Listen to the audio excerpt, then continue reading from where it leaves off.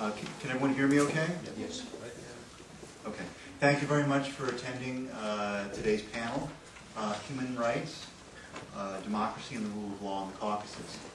I'll be moderating the panel today, so let me just begin immediately so you can hear from the panelists. An understanding of human rights in the Caucasus should be grounded in history. Going back as far as the post-French Revolutionary period, when notions of the universal rights of man were blowing eastward as far as the Balkans and the Caucasus, the Armenian minority of the Ottoman Empire began to envision new political aspirations beyond the second-class status they endured for centuries as Gaburs, or infidels.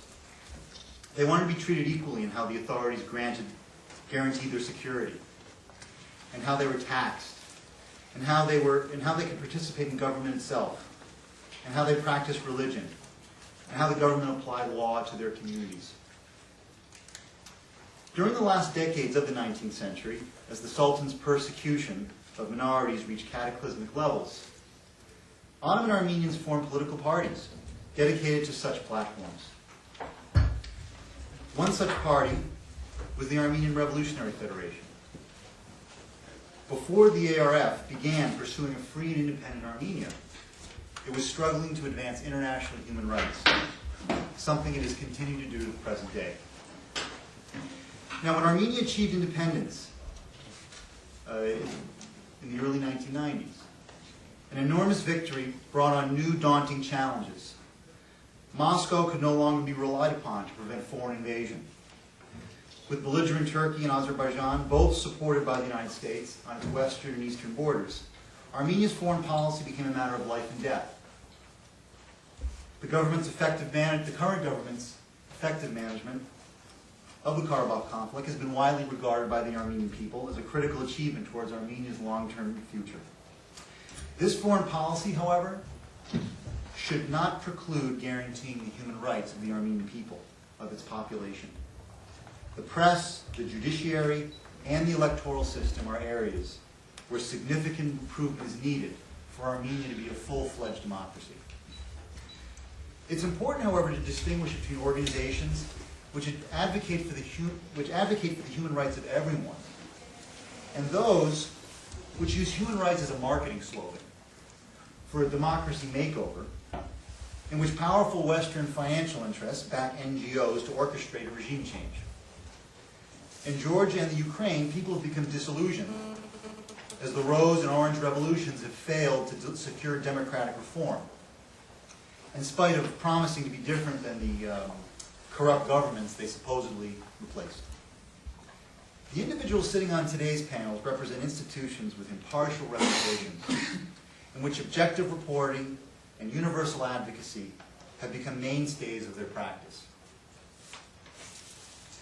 Rachel Denver is Deputy Director of Human Rights Watch, Watch's Europe and Central Asia Division, where she supervises work in the countries of the former Soviet Union.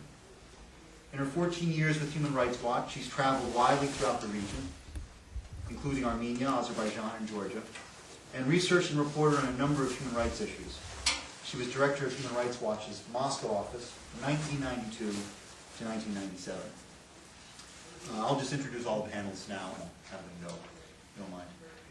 Nina Ognyanova is Europe and Central Asia Research Associate for the Committee to Protect Journalists. Before joining CPJ in 2003, she worked as a staff writer for the International Journalist Network, the media assistance website of the nonprofit International Center for Journalists in Washington, and she covered the countries of Central, Eastern, and Southeastern Europe. Robert Krikorian, who earned his PhD in History and Eurasian Studies at Harvard, where he was an associate of the Davis Center for Russian and Eurasian Studies. Dr. Krikorian is currently a professorial lecturer at George Washington University's Elliott School of International Affairs, where he teaches courses in the modern history and politics of Transcaucasia and Eurasia. His research interests include Armenia's political systems during the Soviet and current periods. I'd like to ask Rachel to please speak. 20 minutes, 15 minutes. Thank you, Doug. It is really a pleasure to be here. Thank you so much for inviting me to address this distinguished audience.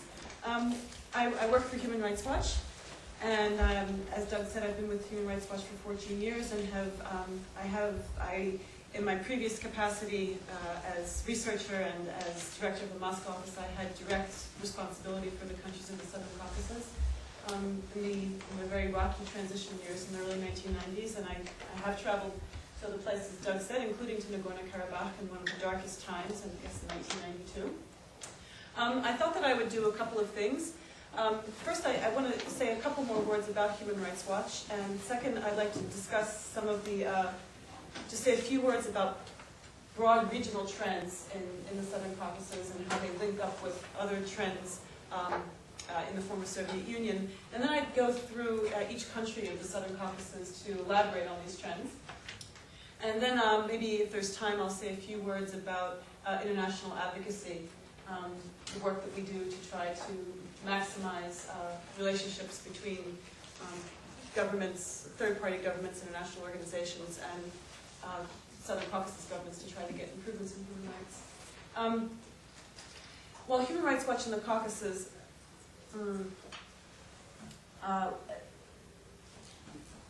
in the early, we cover, Human Rights Watch covers, documents, monitors human rights compliance in more than 70 countries around the world. We have a very broad mandate that includes monitoring and trying to get improvements on human rights that range from freedom of the basic core principles of civil and political freedoms, like freedom of expression, freedom of association, freedom of conscience, right to life, freedom from torture, and all of those. Also, we, and I think quite significantly for the Caucasus, we monitor the adherence to principles of international humanitarian law, in other words, the rules of armed conflict. And we also recently have more and more tried to cover social and economic rights, which I think are also of great, tremendous importance to this region. In the early 1990s, we were very much engaged in the armed conflicts that have raged in the Southern Caucasus, and we've done reporting on the South Ossetia conflict, on Abkhazia, on the Nagorno-Karabakh, and also on the conflicts of the Northern Caucasus as well. Our focus, though, in more recent years has been less on these frozen, in fact, almost not at all on these frozen conflicts, and we've been focused much more on civil, political, and economic and social rights. A couple words about regional trends. We have noted, and I think our colleague organizations have seen, a real rise in authoritarianism in the Caucasus over the years, over time. Real attempts to by governments to maintain a monopoly on power, to very much limit the opportunities for accessing the political process, and attempts to really control and limit, supervise, and interfere with really essential civil society institutions, to marginalize critical voices, and to try to limit these institutions' capacity to effect change, to effect reform, to push for reform, to access the government, to maintain an open society. This has been a trend throughout the Southern Caucasus, also throughout the broader Soviet Union area, and it was a trend that was certainly, as I said, dominant in recent years, and perhaps has become even more pronounced in a number of countries after the Rose Revolution, and the Orange Revolution, and the Kyrgyz revolt. These trends of governments, I think, have really reinvigorated their efforts to keep control over civil society, limit access to the political process, and these steps in and of themselves involve human rights violations, and they also have tremendous consequences for the protection of human rights more generally. In addition, there are other human rights problems that the countries of the Southern Caucasus face that aren't necessarily connected to the political process, But when the political process is closed and when human rights groups and other critical voices are marginalized, it's very difficult to press governments for improvements. And these areas that I'm talking about that aren't necessarily directly connected to the political process are these more long-term, entrenched, endemic human rights problems that, to a certain extent, were inherited from the Soviet era, and they plague all three countries, really, and they affect principally vulnerable groups. It's the criminal justice system, and anybody who has to have anything to do with it. You know, as a detainee, as a criminal defendant, the whole system of justice is very problematic, particularly issues of custody and treatment in custody is problematic throughout the region. And I can go through these in more detail when I talk about various the individual countries, but you know, vulnerable groups, women's rights, people who are in closed institutions like the army, where the abuses involved in this sort of hazing system are very much inherited, that the Soviet hazing system were very much inherited by regional, throughout the region. I guess another trend that one has to give due to is the experiment with reform that is currently underway in Georgia. It's not that, I think that the trend in rising authoritarianism, I think, that is definitely is prevalent, but there is an experiment with reform in Georgia right now, and I would like to address that in more detail in a bit. So, starting with Azerbaijan, this is a country that has a history of rigged elections and an unfair political process since independence. We have documented 3 sets of rigged elections now, 2000, 2003, 2005, and they're remarking and depressing in their similarities. Where the government tries to control the electoral process by by trying to intimidate opposition activists, sometimes imprisoning them or threatening them with criminal charges, preventing candidates from actually holding their meetings, going to really ridiculous and sometimes incredible lengths to try to prevent candidates from meeting with the public, really controlling the media to prevent candidates from having equal access to media time, and things like that. And then these are problems that we've seen over and over again, and I guess one of the core problems is the tremendous inequities in the electoral commissions, the people who actually, at the district level and all the way up, decide whether the vote, they do things like count ballots, register voters, and check passports at the voting station. And these commissions are utterly dominated by the ruling party, and so I think that there's reason to doubt their integrity and the integrity of the elections that they have managed. And then in addition, these are problems that we've documented, and in addition, you have a lot of use of force to break up demonstrations that attended both the 2003 and 2005 elections. I guess the 2003 it was quite dramatic. It was a show of brute force that we hadn't seen in a very, very long time, with hundreds of people beaten very badly by government troops, and an utter denial, beaten and hospitalized, and utter denial by the government that excessive force was used when the evidence of excessive force was so abundant.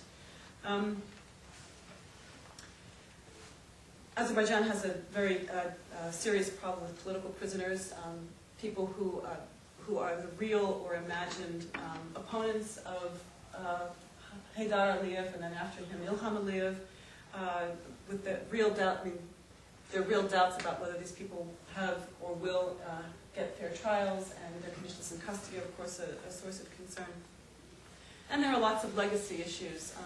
Torture and ill-treatment are serious problems in Azerbaijan, problems that we have documented, problems that continue to this day. Let me talk a little bit about Armenia, and then I'll move on to Georgia. Now I have a tough audience here.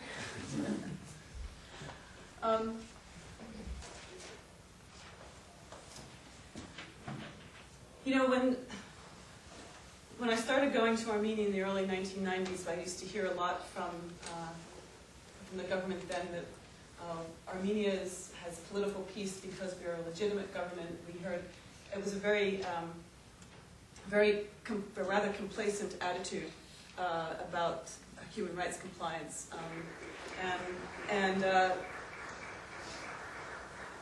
They started a little earlier than us. So. I see.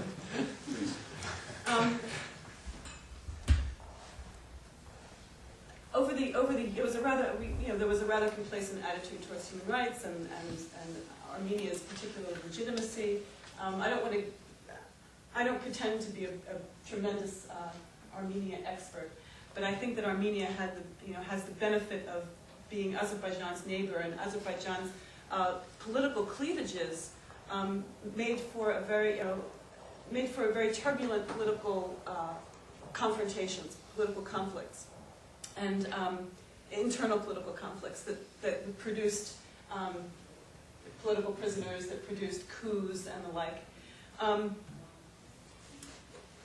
Rachel, I just tell you, we're completely prepared for some tough love right now. Okay. So.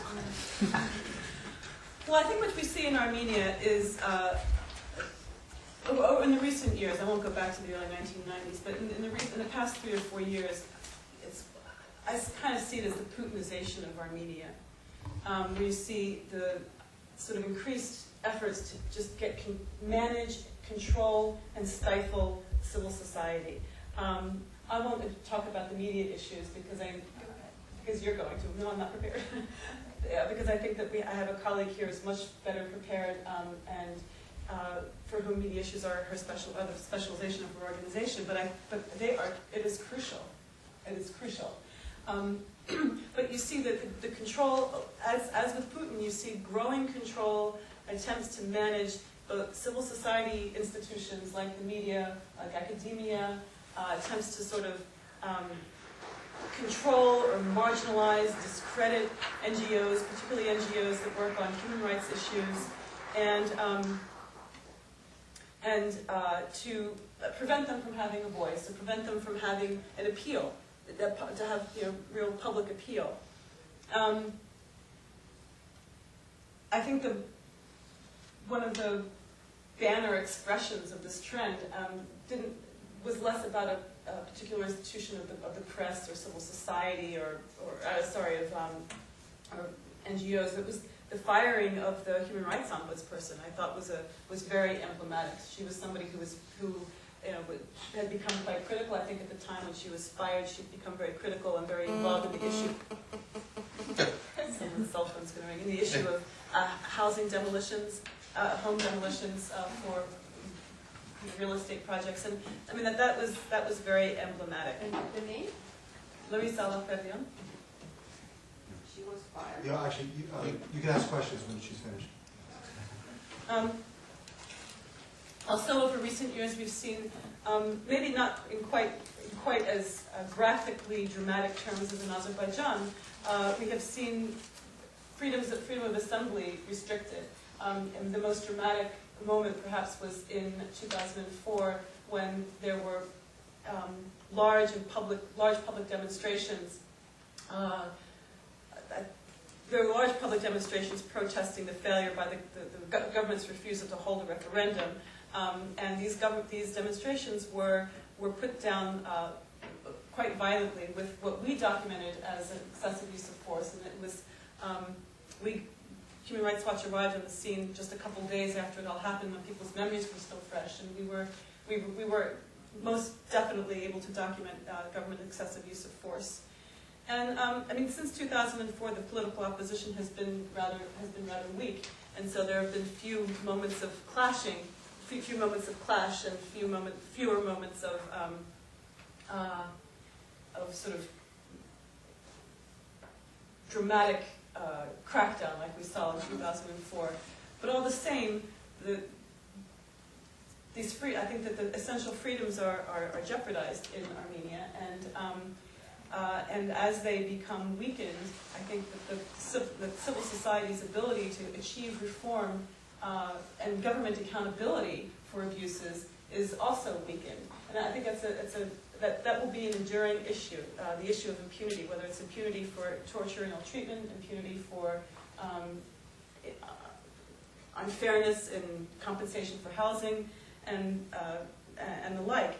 And I think, let me go back to where I began, because I started talking about the sort of arrogance about Armenia's legitimacy and Armenia's, excellent human rights record that we encountered by the government in the early 1990s. Human Rights Watch every year does an annual summary of countries' human rights records in something called our World Report, and we had a summary on Armenia like we have on every other country. And this year, the government, I think our summary is about, I don't know, maybe 4 pages long. It's short, they're just short sort of snapshots. And the government produced I haven't counted the words yet, but it must be at least 2 or 3 times as long, critique of our memorandum, critiquing our World Report chapter. And it was done in Armenian and put on the Foreign Ministry website, and it was brought to my attention by a colleague in Armenia. I didn't even know about it, because they didn't bother, they decided not to send it to us. It's just been translated, and I'm really looking forward to reading it. But the upshot, the summary, is that they absolutely deny every single word that we wrote in this World Report chapter. And we don't have an office in Armenia, but I think that we work very cooperatively with local human rights groups on the ground, and who are very good. And you can take issue with interpretation, but to flatly deny every single point, and in tremendous detail. So I wish I had the time to. I haven't actually digested it yet. I only just got the translation, but I'm more than happy to share it with you. So I think that the real problem is going to be addressing impunity for human rights abuses. How much more time do I have? Take five. Okay. Is Arabal any different? I'm sorry? Actually, Is Arabal any different? I'm sorry, we'll take questions. There's going to be a question period. Okay, sorry. Okay. She was talking about Armenian. So I'd say like 3 to 5 more. Okay. So in Georgia, I think the real tough issue. Georgia has the unhappy experience of being a country that came to, happy and unhappy experience of being a country of having a government that came to power with the promise of reform. And obviously it's a happy experience because I think people did have hope for reform, and it's an unhappy experience because the expectations of progress are very, very high, and I think now those expectations have certainly been dashed, I think, rather dramatically. So there were some very, very tough expectations, and I think that Saakashvili and his government was very determined to move forward on certain reforms and to make progress on things like corruption and organized crime, no matter what the consequences, without achieving a broad social consensus and without mind for things like maintaining standards in the fight against corruption or really adhering to human rights in the fight against organized crime. No one will say that it's very difficult to argue with a government that wants to fight organized crime and corruption.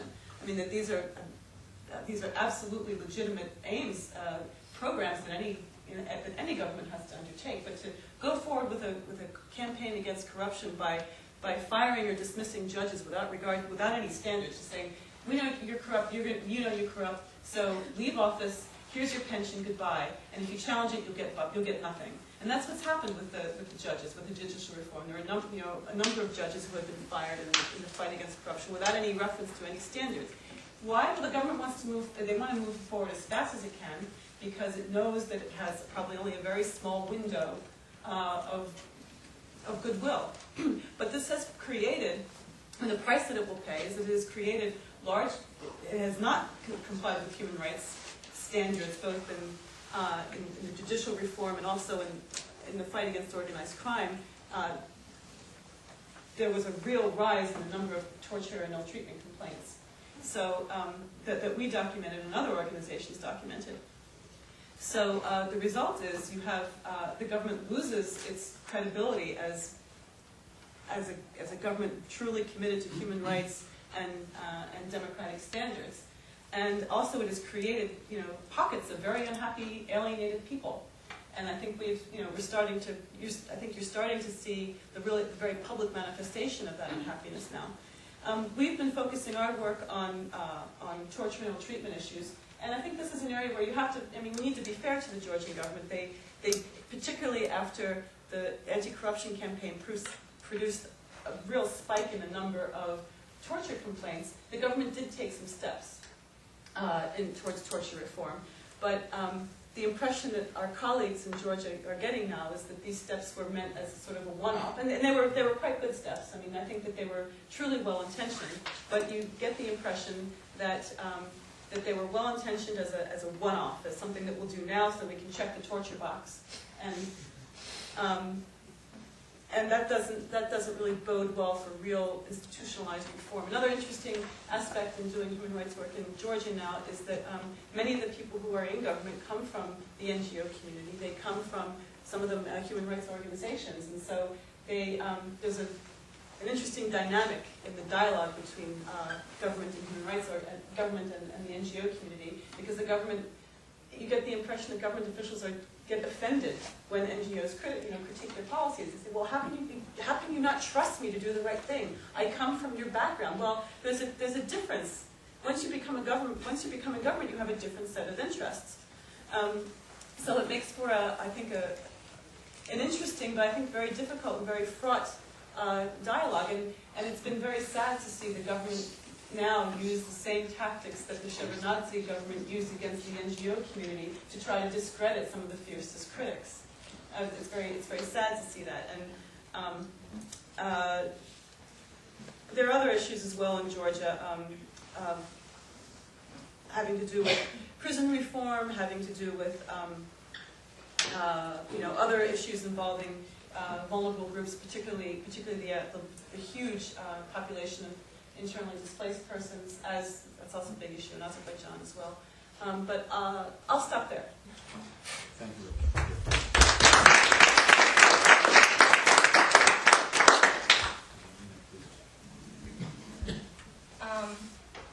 Hi, it's a pleasure to be here. My name is Nina Ognjanova. I'm the researcher for Europe and Central Asia at the Committee to Protect Journalists.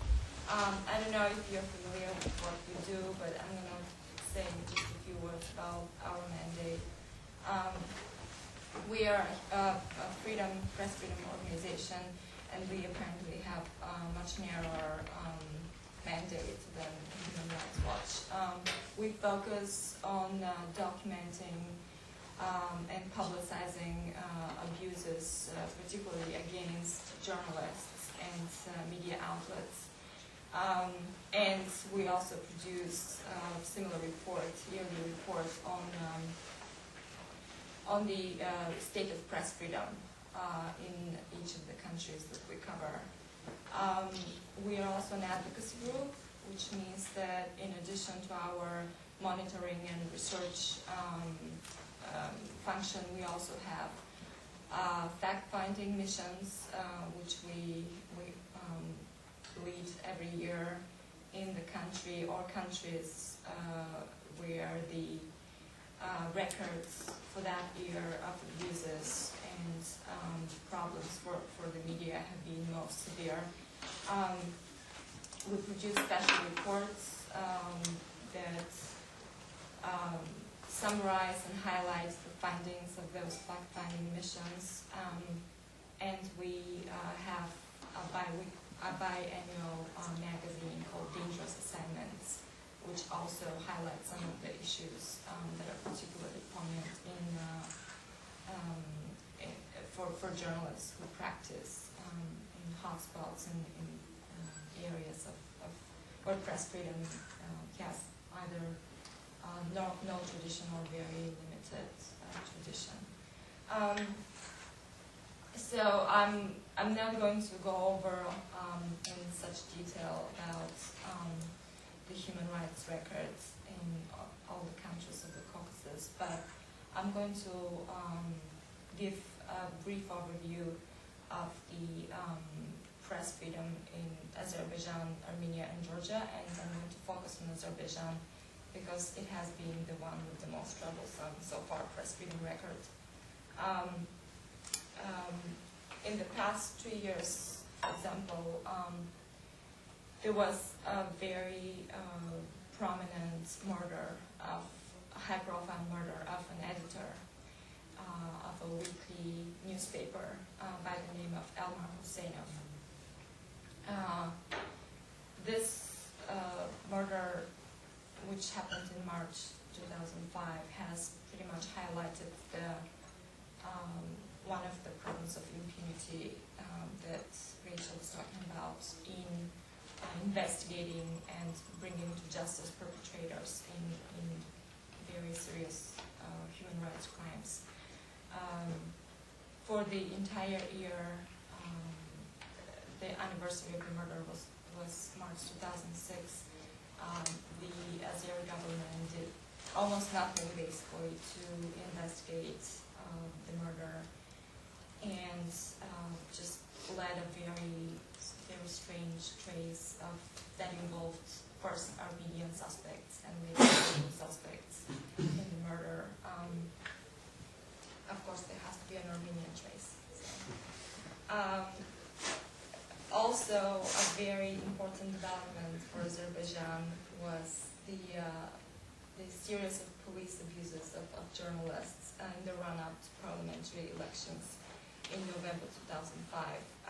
Basically resulted in crackdowns on independent reporting and coverage of the elections, as well as there were a number of bureaucratic measures taken against journalists and media outlets that tried to do fair and balanced reporting on opposition rallies, as well as criticism of the entire record of President Ilham Aliyev and his government.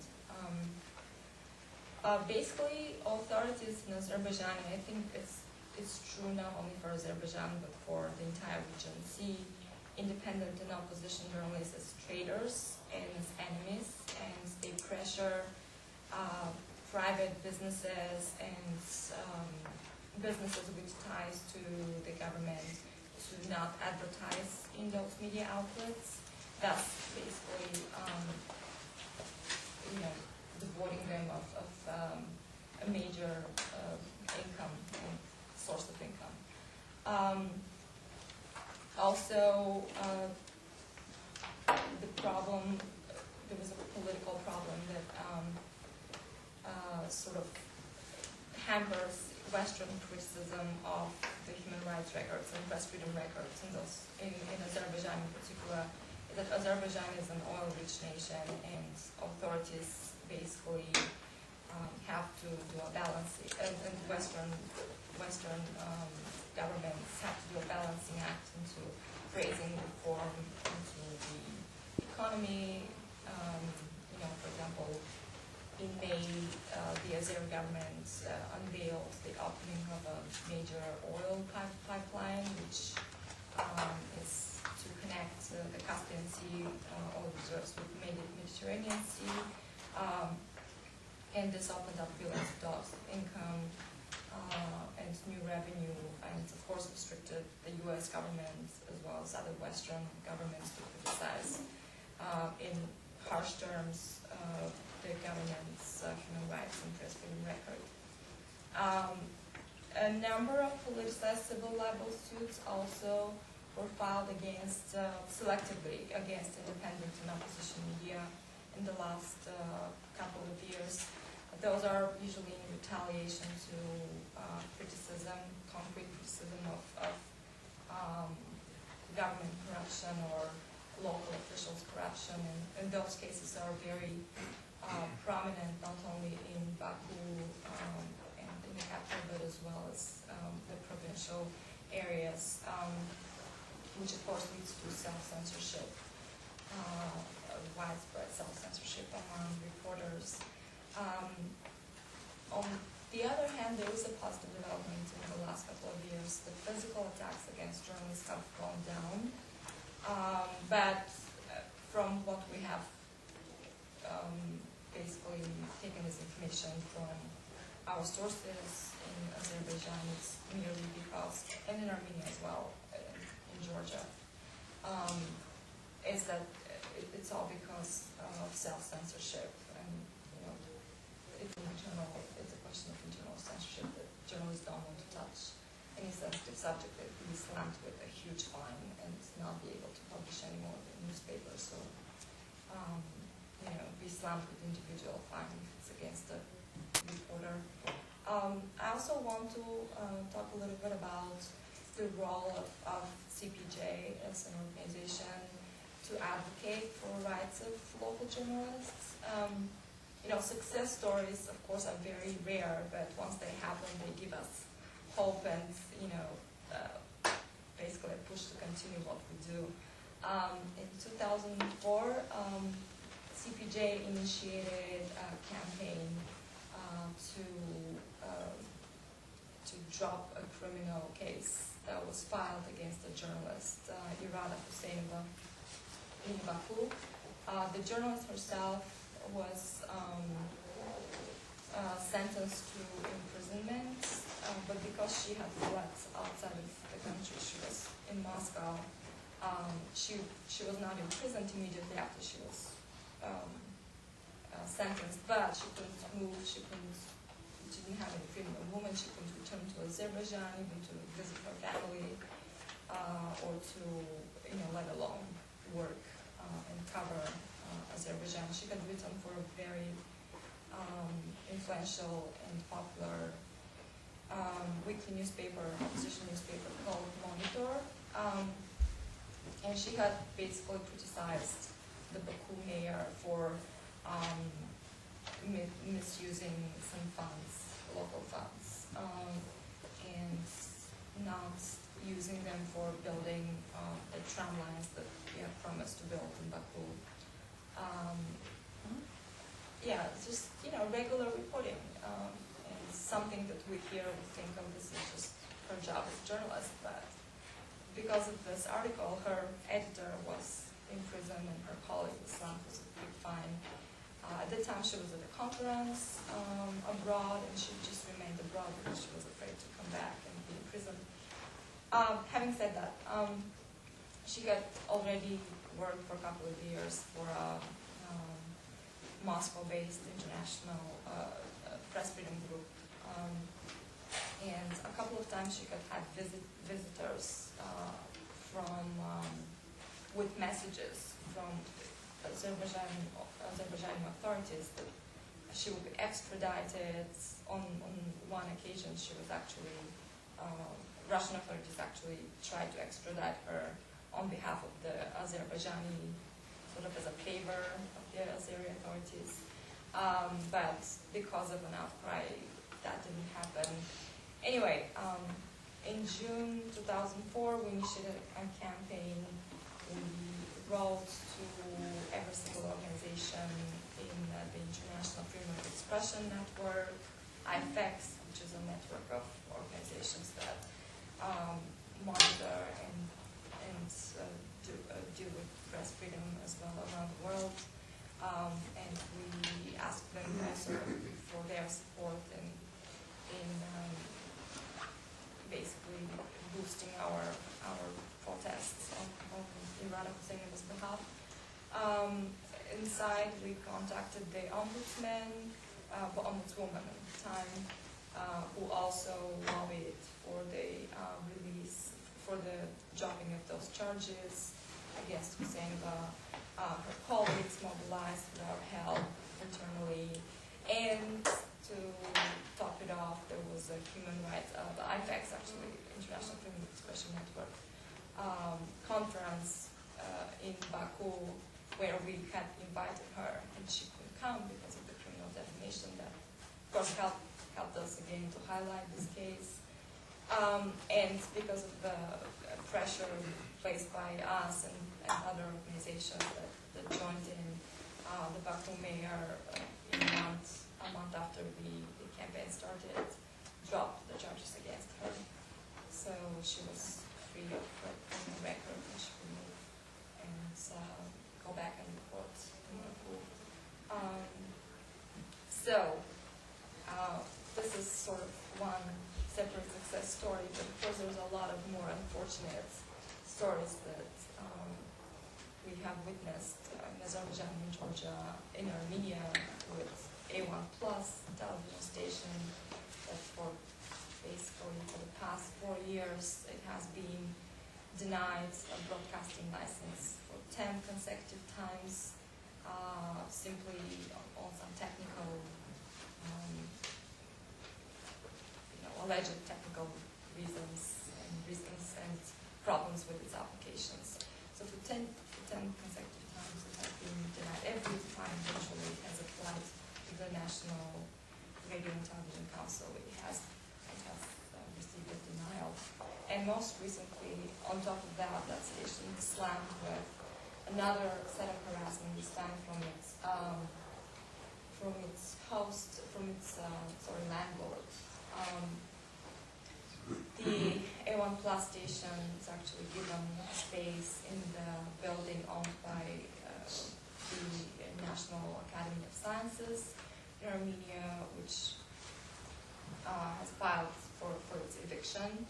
And what is strange in this case is that the first order for eviction that they received, the National Television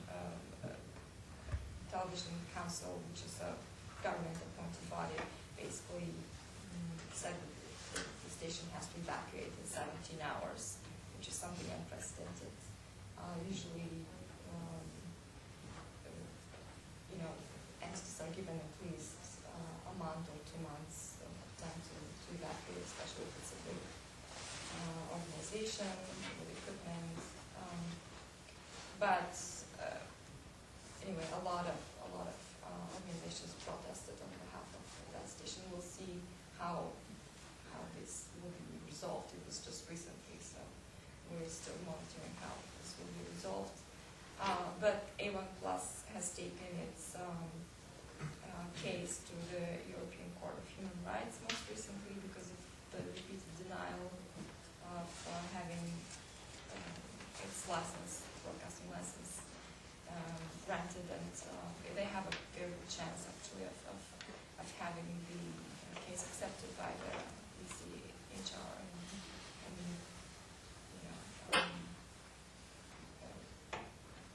seen and reviewed in very, very shortly.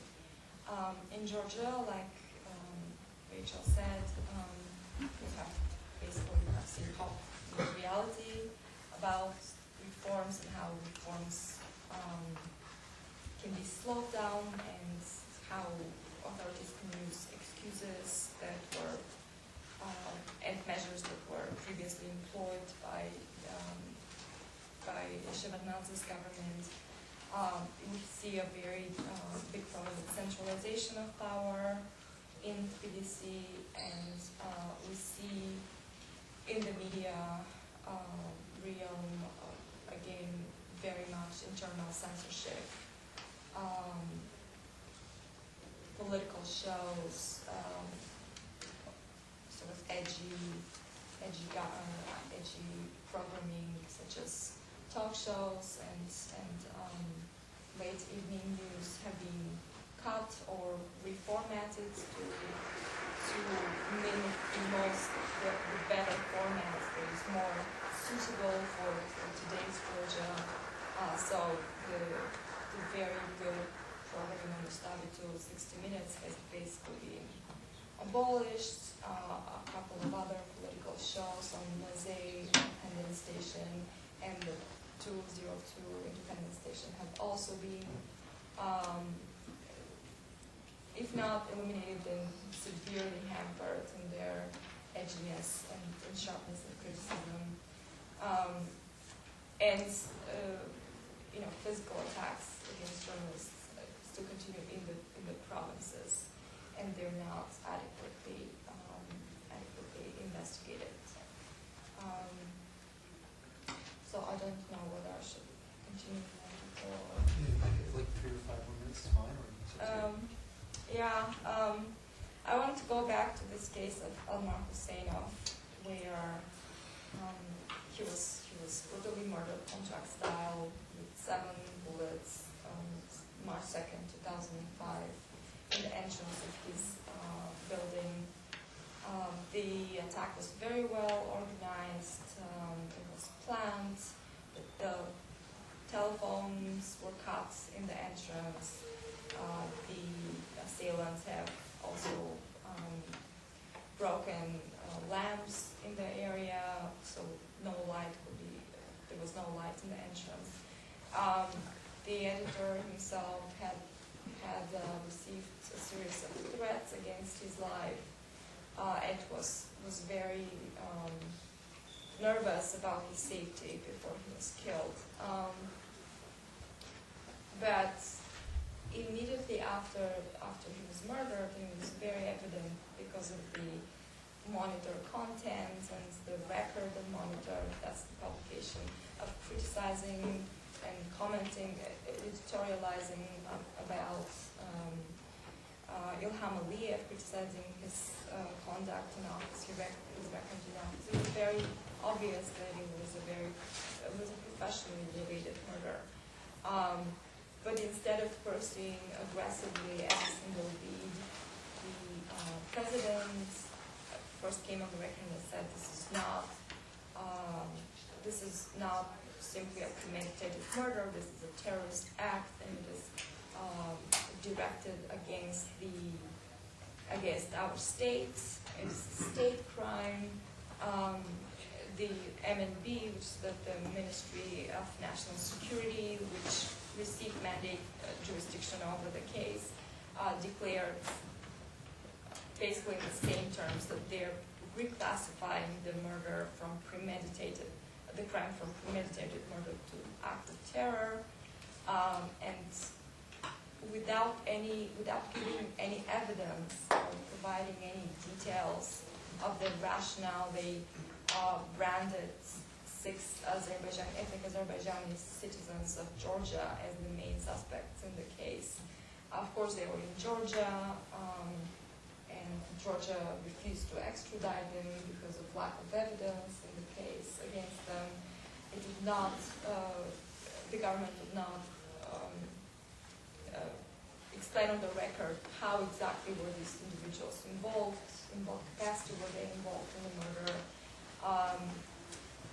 being pressured by internally and externally by international organizations. In I think it was April 2005, they finally identified 2 of these 6 Georgians by name and said they were the main suspects. But again, they didn't say why these were the persecuted individuals, how were they the murderers, were they the masterminds. The widow, Rushana, has created a group that is doing its own investigation. She's the head of this group that's doing its own investigation in the case. And basically they're doing the job of the police and the prosecutors, which is a very typical trend, I would say, for all the countries that we cover here. So it's really a very dismal